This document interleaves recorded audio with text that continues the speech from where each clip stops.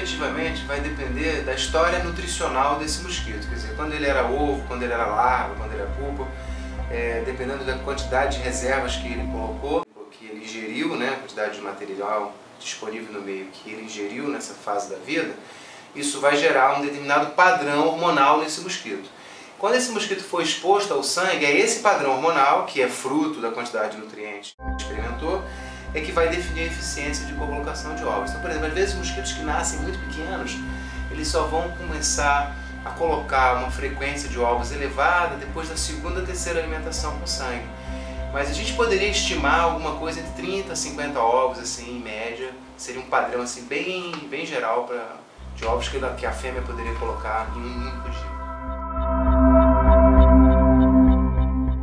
Então, essa é uma excelente pergunta, né? Tem vários grupos agora querendo olhar, estudar essa questão do tempo de vida, porque o tempo de vida do mosquito, especialmente do mosquito fêmea, vai determinar com quantas vezes ele vai precisar se alimentar do sangue do hospedeiro.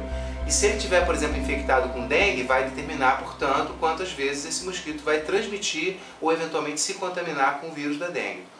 A gente pode dizer que em laboratório a gente consegue uma média de 40 a 60 dias. Isso depende da espécie, é relativamente variável.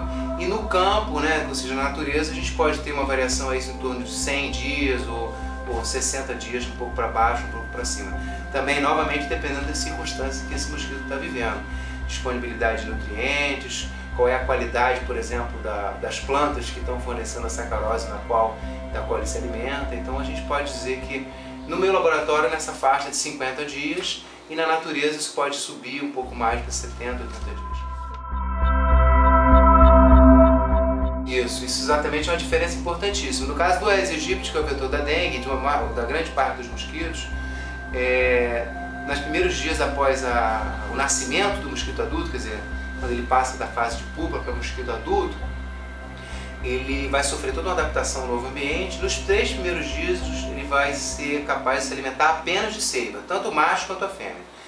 Depois a fêmea ela sofre um processo que a gente chama de capacitação hematofágica, ou seja, uma série de mecanismos são acionados tanto na cabeça da fêmea a nível neuronal, quanto no corpo dela, que vão permitir que, além de localizar a fonte de sangue, ela seja capaz de ingerir, ou seja, perfurar a pele do hospedeiro, ingerir esse sangue e digerir esse sangue, que no caso do Aedes é o que vai ser fundamental para ele colocar os ovos. Essa capacitação hematofágica envolve várias coisas, como por exemplo o endurecimento da cutícula. Ele morava na água quando ele era pupa, agora ele vai morar na terra. Então a cutícula, né, que seria o exoesqueleto, o esqueleto externo do mosquito, ele passa por um processo de endurecimento. E esse processo de endurecimento é que vai permitir, entre outras coisas, que ele perfure a pele do hospedeiro. Há uma questão também das partes bucais, do macho e da fêmea, que são completamente diferentes, e efetivamente a questão de localizar a fonte de sangue, ou seja, nos localizar, que só aparentemente a fêmea possui todos os requisitos para fazer essa operação.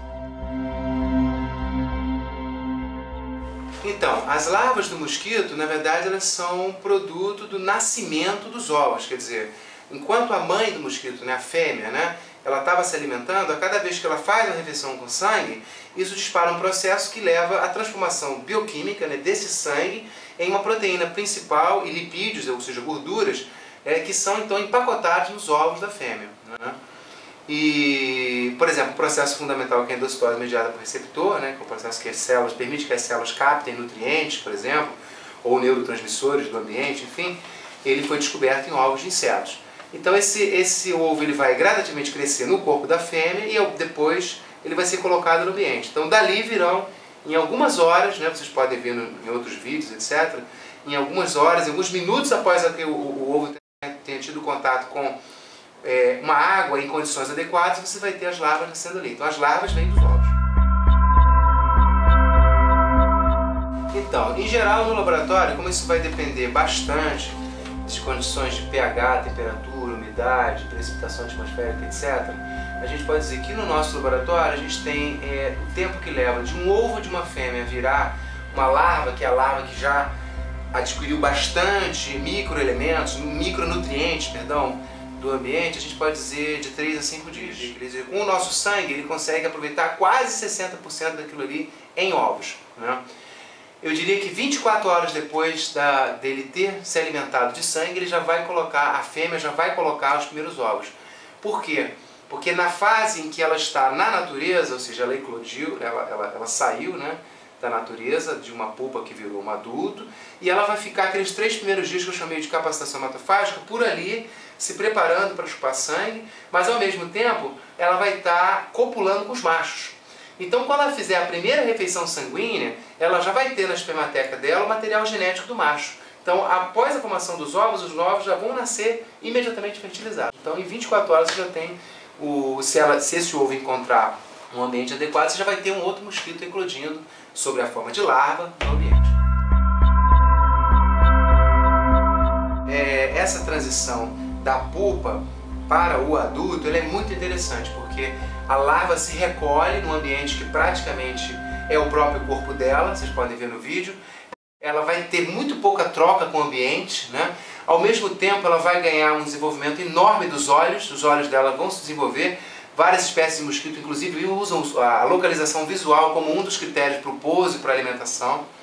Além disso, ela tem que desenvolver o sistema de voo todinho, que a larva não tem, quer dizer, as asas têm que aparecer. Há vários modelos em que os grupos estudam o desenvolvimento das asas, por exemplo, a mosquinha da fruta, a drosófila, que é bastante interessante. Essas asas têm que ser viáveis, então esse desenvolvimento tem que ser muito cuidadoso, né, do ponto de vista de preparação das asas. E uma outra transformação fundamental, seja seiva ou seja sangue, a dieta desse mosquito mudou para sempre. Antes ele estava ali filtrando em forma de larva, pequenos pedaços de alimento que estão dissolvidos na água, etc. Agora não. Agora, seja seiva ou seja sangue, ele primeiro vai ter que ter um aparelho bucal, que também aparece é desenvolvido a partir da pupa, que permita ele achar e perfurar, seja a raiz ou as folhas, etc., ou a própria pele humana. Então o aparelho bucal dele também se desenvolve muito, e ele tem que ter um tubo digestivo totalmente diferente para receber ou a seiva, ou o sangue, ou os dois, porque mesmo a fêmea, ela vai fazer pequenas visitas para se nutrir de sangue e colocar os ovos, mas ela sempre volta, né, ela tem um comportamento de ida e volta ao ambiente também para continuar se nutrindo de seiva, né? É possível fazer isso, quer dizer, as larvas de mosquito elas têm aparências muito similares, né? Você fazer uma identificação genérica de que é uma larva de mosquito é relativamente fácil, né? Na cidade, como a maioria dos mosquitos, como o Aedes, ao contrário da maioria dos mosquitos, ele é urbano, quer dizer, ele nos acompanha desde lá do Egito Antigo, Aedes aegypti, né? Ele nos acompanha porque ele gosta, ele é antropofílico, que é uma palavra complicada, mas significa que ele acompanha a população humana. Então, em geral, as larvas que você encontrar perto da sua casa devem ser ou de Aedes ou de Culex, que é uma outra espécie também bastante comum, né? Então é relativamente fácil, mas para você ter certeza que é do Aedes aegypti, você vai precisar de um especialista que seja especialista em mosquitos, mas especialmente em larvas de mosquito. O que geralmente é feito é deixar a larva, quer dizer, a gente aprisionar a larva num tubo de ensaio, enfim, onde ela tem oxigênio, e esperar o mosquito adulto sair, nascer, para que a gente tenha certeza de que ele era mesmo do tipo Aedes aegypti. A lama pode ser um foco de mosquito, quer dizer, se tiver um ciclo de hidratação, quer dizer, e ressecamento constante, quer dizer, uma área que está sempre sendo banhada, mas ela resseca, ela vai e volta. Os ovos de mosquito eles têm sistemas de proteção para esse processo de ressecamento, eles podem ficar ali talvez 1 ou 2 anos. Então essa pode ser uma fonte interessante. Então a questão da água é sempre, a gente não pode ter água de nenhum tipo, né, estocada de forma que o mosquito tenha acesso a ela. E a questão da areia é exatamente para isso, quer dizer, como a gente tem um país que tem um número de dias de sol bastante grande, quer dizer, as pessoas também têm hábitos de ter plantas, etc. É importante a areia porque ela impede, né, o empoçamento dessa água que às vezes é colocada em excesso para molhar as plantas da nossa casa.